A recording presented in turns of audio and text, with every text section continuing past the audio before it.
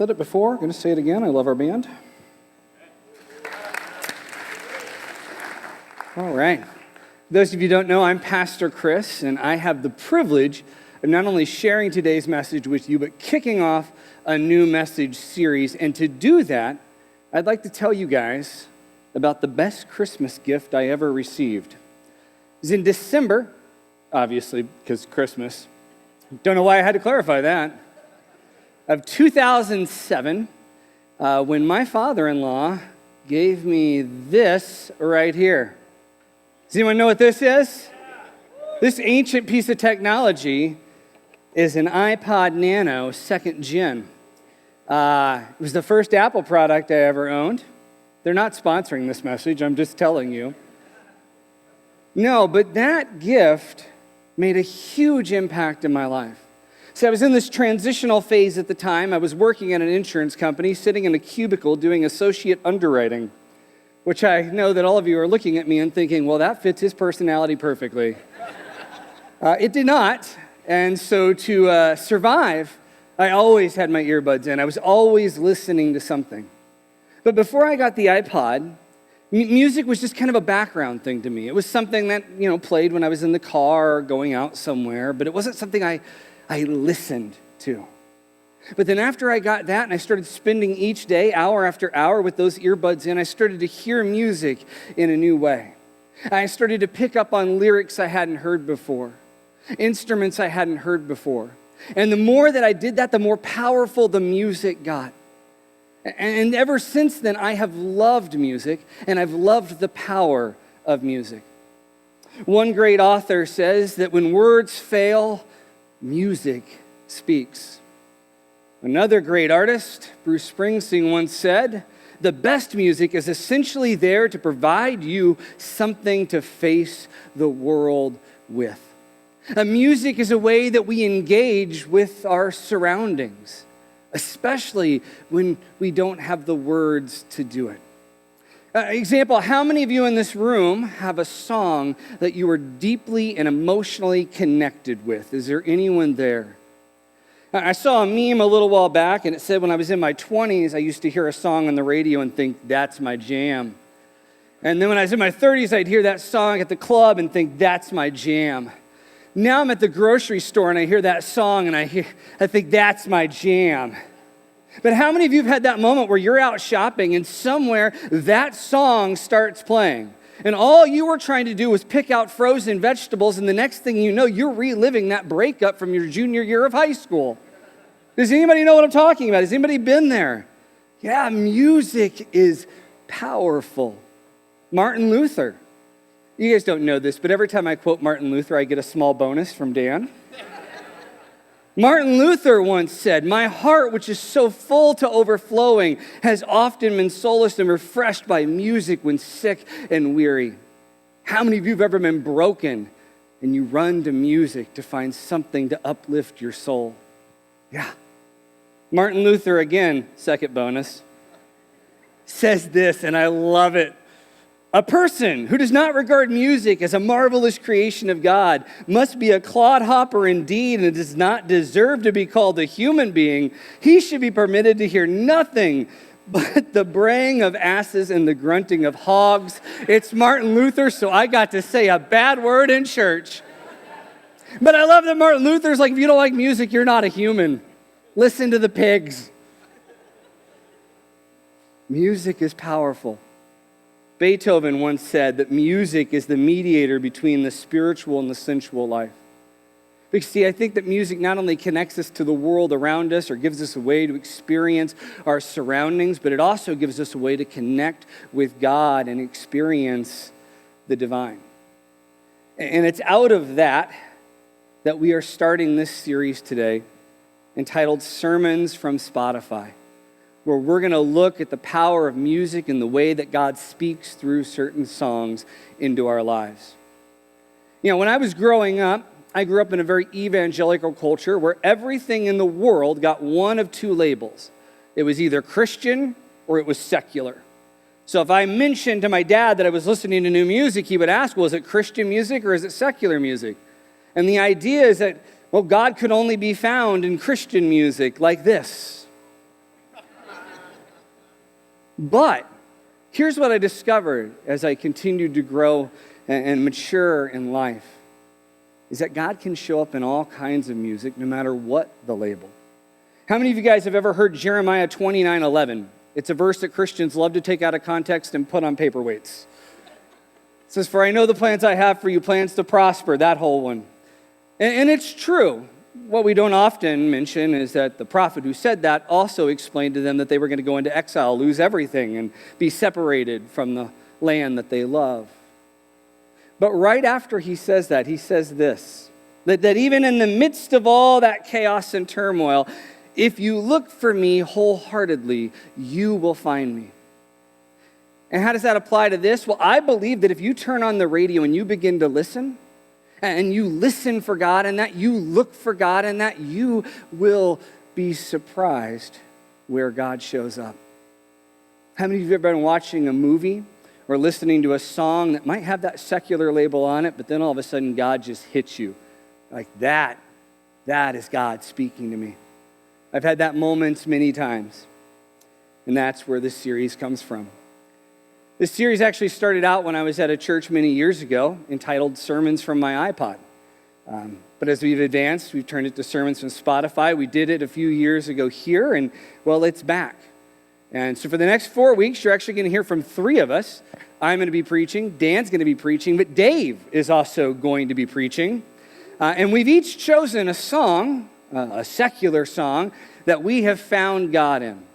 And just as a fun activity, I would like to show you the artist of those 4 songs, and your job is to guess which one is Dan's. All right, here's 1, here's 2, here's 3, and here's 4. That one's Dan's. No, but today we're going to be talking about one of my favorite artists growing up, Linkin Park. Yes, somebody was like, yes, it's the moment I've been waiting for. Brett, you didn't think you were going to hear that at church today.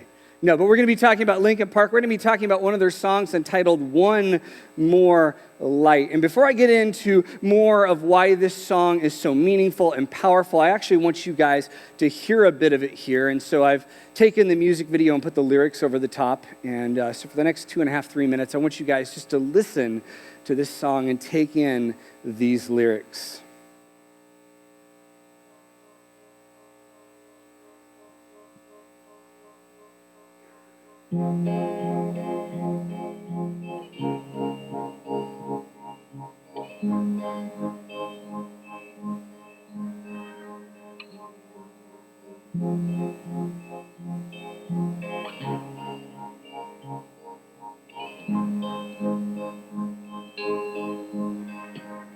Should have stayed, were the signs I ignored. Can I help you not to hurt anymore? We saw brilliance when the world was asleep.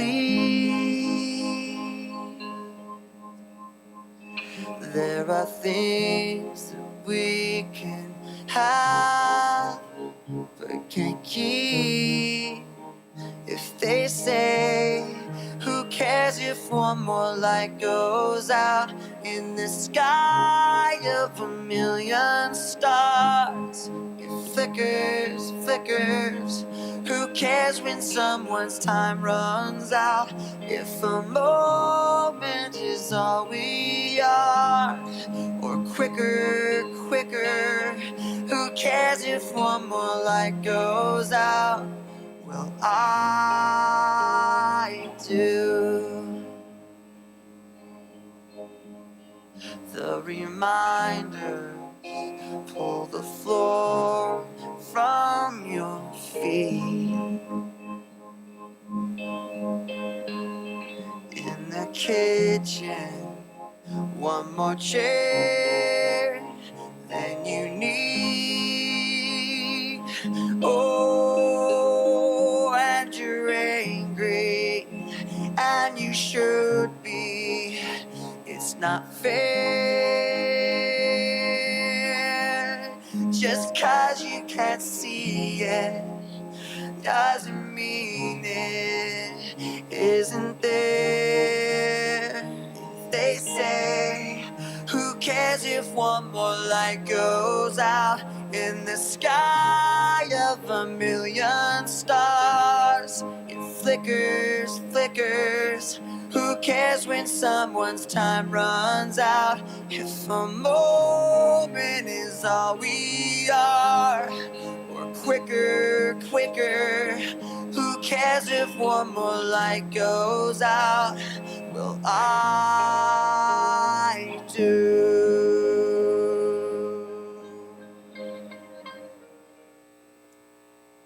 Powerful.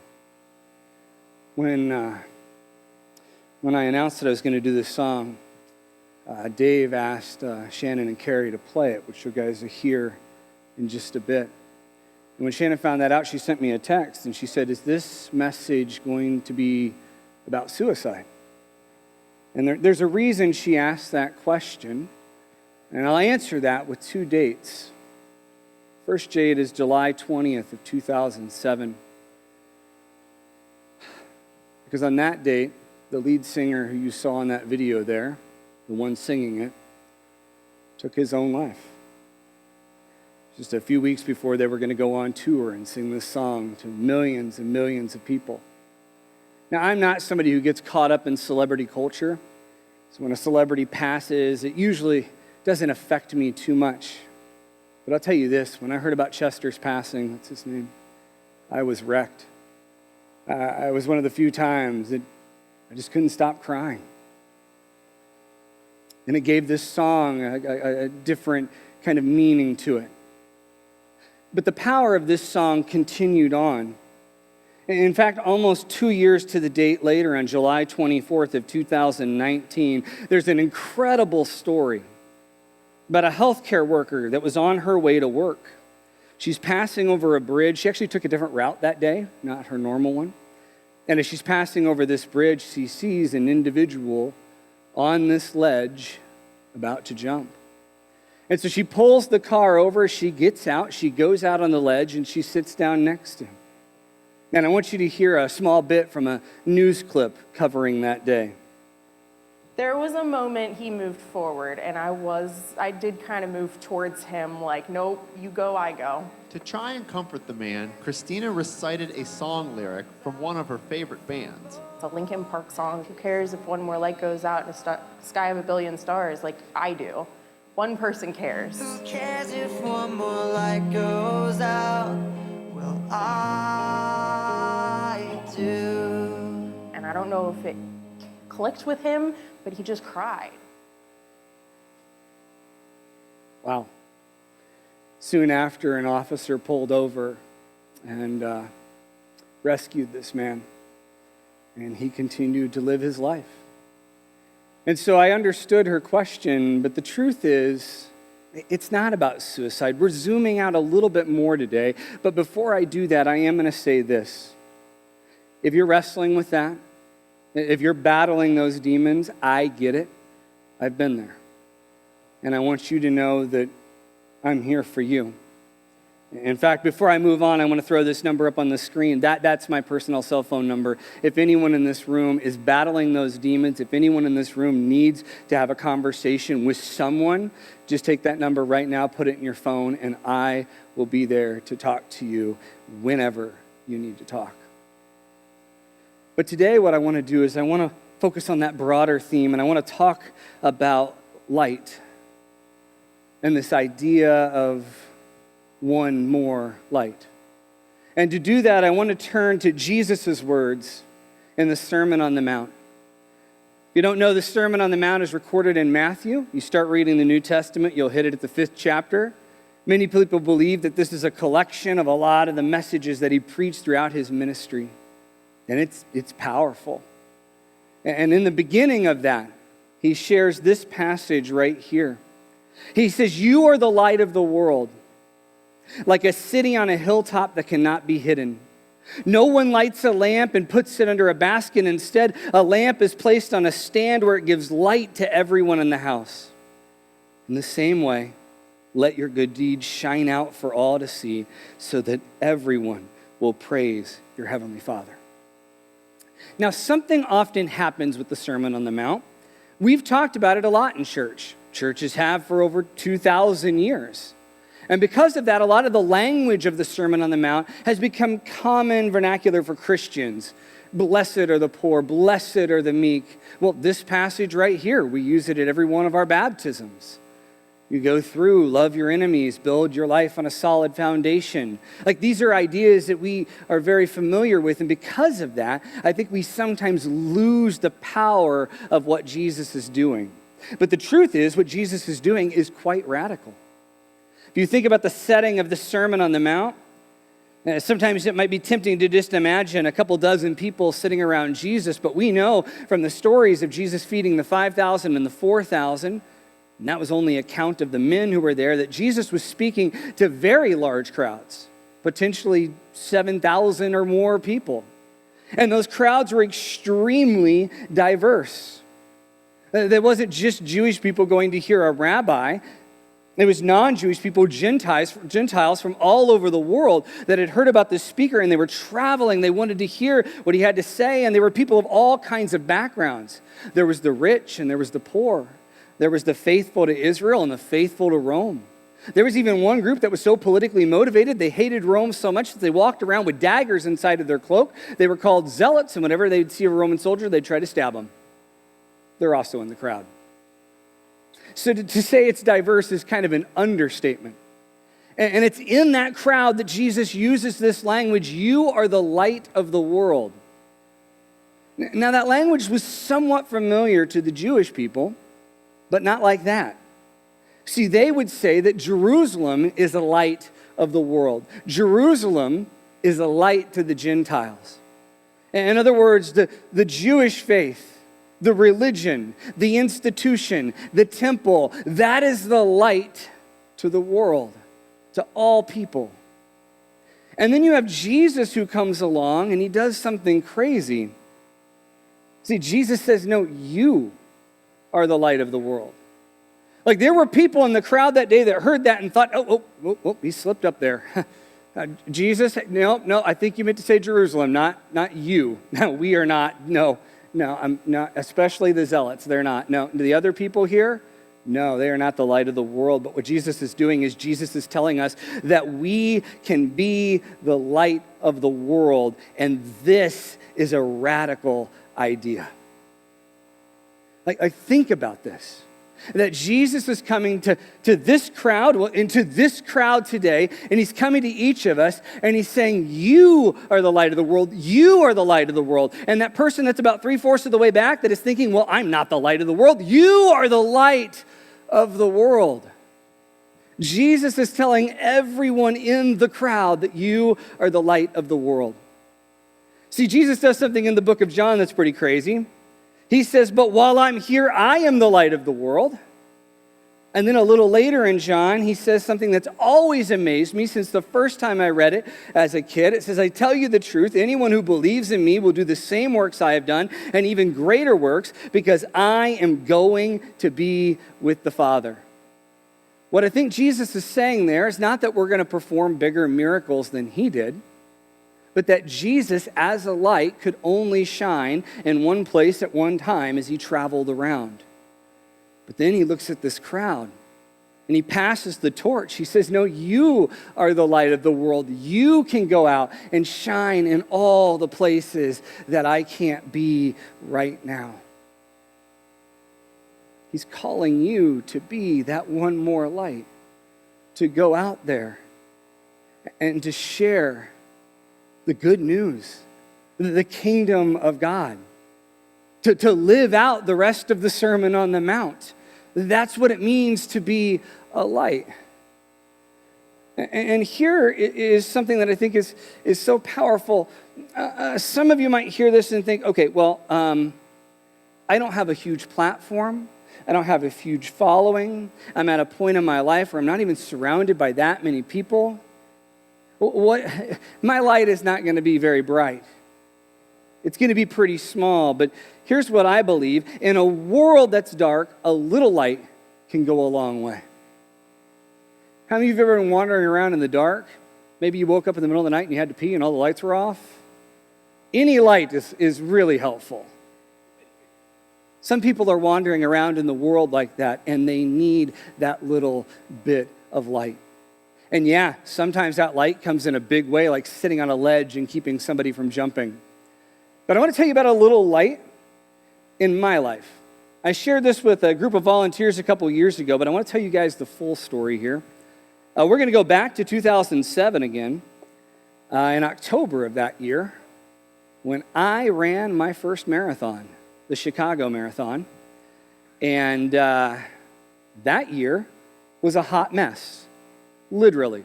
They had record heat in Chicago. It got up to 96 degrees that day. You throw in about 30,000 runners and a bunch of tall buildings, and it gets really hot really fast, especially for a group of people that thought we're going to Chicago in October, fall. And that race was hard. And it got even harder about midway through because there were so many runners that were hot, they were just grabbing all the cups of water and pouring it on themselves to cool down, to the point that the race ran out of water.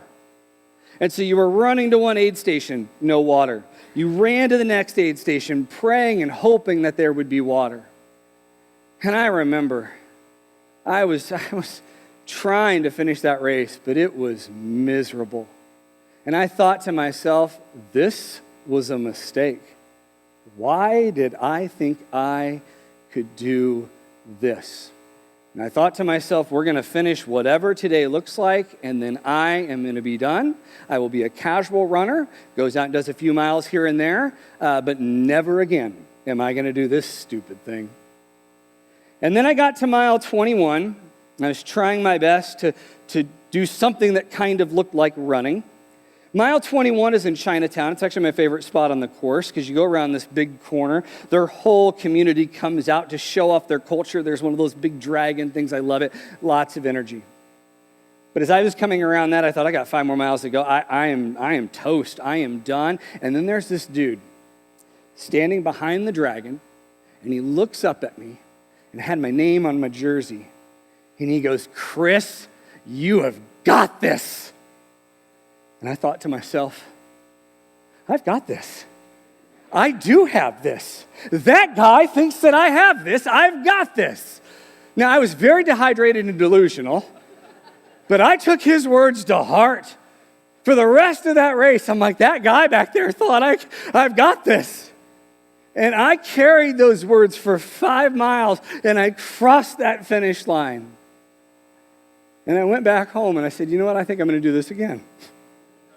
And I started recruiting some people to do it with me. Ended up training about 30 people to do the Chicago Marathon the next year while raising money for Team World Vision, which provides clean water in places around the world that need it most. And that journey continued on, and then I moved here to Kansas City, and I met up with a buddy, and we said, what would happen if we brought it here to this city? And then we did that, and over the past 7 years, there have been just shy of 8,000 people run for Team World Vision who've raised just short of $3 million. Now, I don't say that to brag. I really don't. That was all God. But I will tell you this. There was a guy on the race course at mile 21 that day who the moment I went around the next corner, he forgot me. He probably cheered for 600 people that day.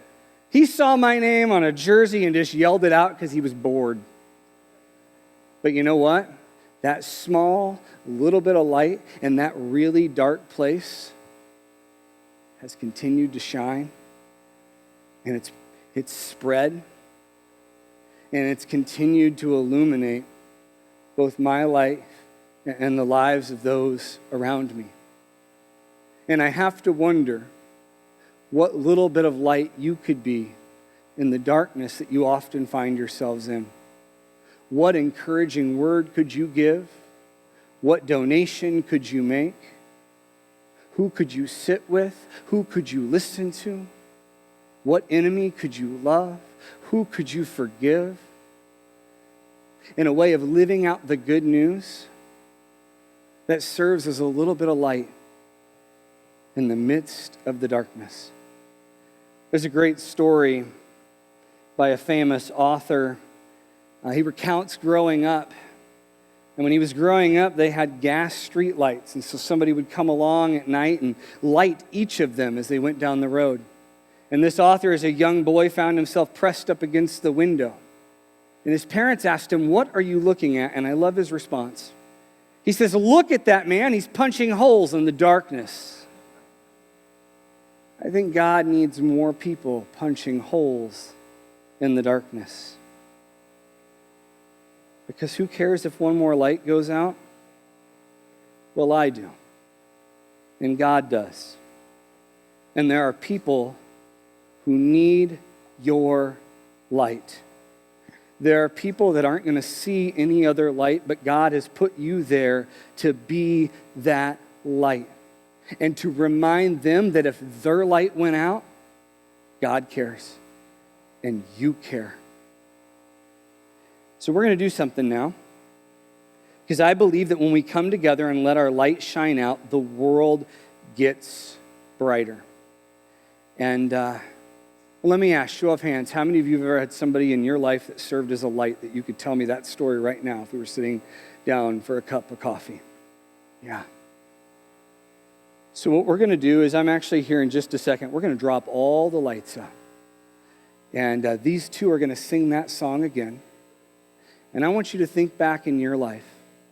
I want you to think about somebody who has been a light. Maybe it's somebody who passed. My best friend Anthony pops in my mind. My grandpa pops into my mind. Or maybe it's somebody who's still around. But what I want you to do is I want you to appreciate that light. Because if that light went out, it would make a difference in your life.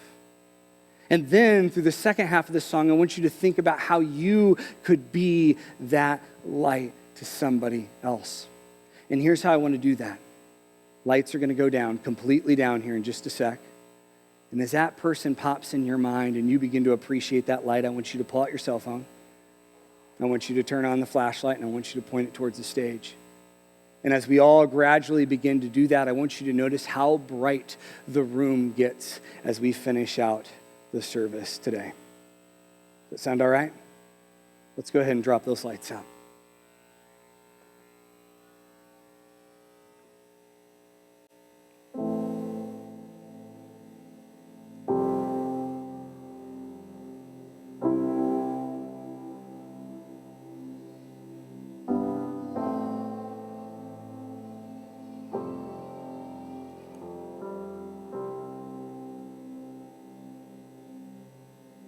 Should have stayed where the signs I ignored. Can I help you not to hurt anymore? We saw brilliance when the world was asleep. There are things that we can have but can't keep. If they say, who cares if one more light goes out in a sky of a million stars? It flickers, flickers. Who cares if someone's time runs out? If a moment is all we are. Quicker, quicker. Who cares if one more light goes out? Well, I do.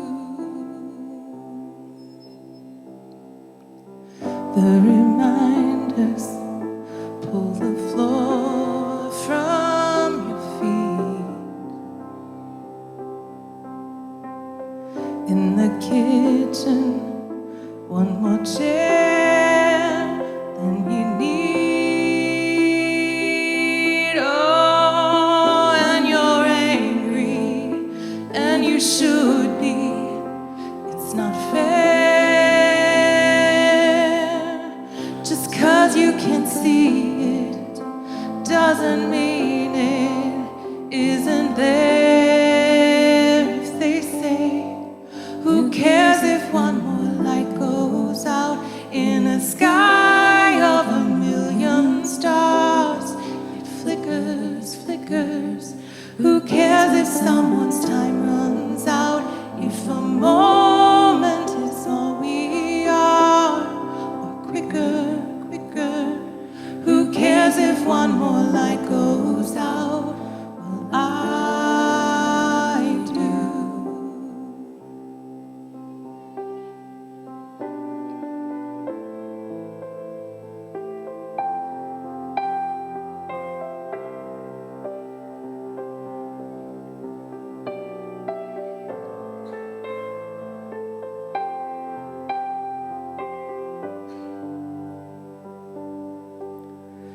cares if one more light goes out in a sky of a million stars? It flickers, flickers. Who cares if someone's time runs out? If a moment is all we are, quicker, quicker. Who cares if one more light goes out? Well, I do.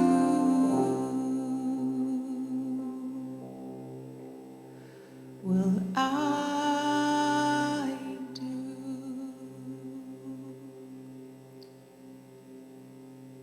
Your light matters. Go be the light and serve the Lord. Thank you, guys.